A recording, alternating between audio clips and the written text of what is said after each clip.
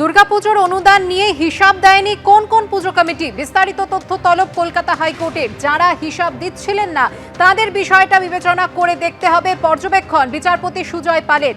বিস্তারিত জানবো, কথা বলবো আমাদের প্রতিনিধি সৌভিক মজুমদারের সঙ্গে। সৌভিক, দেখো, তোমার মনে থাকবে যে এর আগে কলকাতা হাইকোর্ট পুজোর অনুদান সংক্রান্ত মামলায় নির্দেশ দিয়েছিলেন যে রাজ্য সরকারের তরফ থেকে যে ক্লাবগুলিকে বা পুজো কমিটিগুলিকে অনুদান দেওয়া হয়, সেই পুজো কমিটিগুলিকে পুজোর সমস্ত হিসাব, অর্থাৎ যে অনুদান তারা রাজ্য সরকারের কাছ থেকে পাচ্ছেন তার হিসেব পেশ করতে হবে।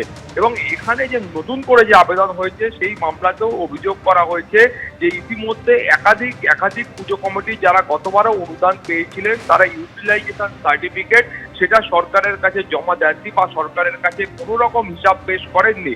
ফলত মাননীয় বিচারপতি সুজয় পালের বক্তব্য হচ্ছে যে এক্ষেত্রে যে পুজো কমিটিগুলির বিরুদ্ধে অভিযোগ উঠছে তারা সরকারের কাছে এখনো পর্যন্ত হিসাব পেশ করেননি, সেই পুজো কমিটিগুলির বিরুদ্ধে পদক্ষেপ করতে হবে। এই ধরনের একটা প্রাথমিক পর্যবেক্ষণ কলকাতা হাইকোর্টের তরফ থেকে করা হয়েছে।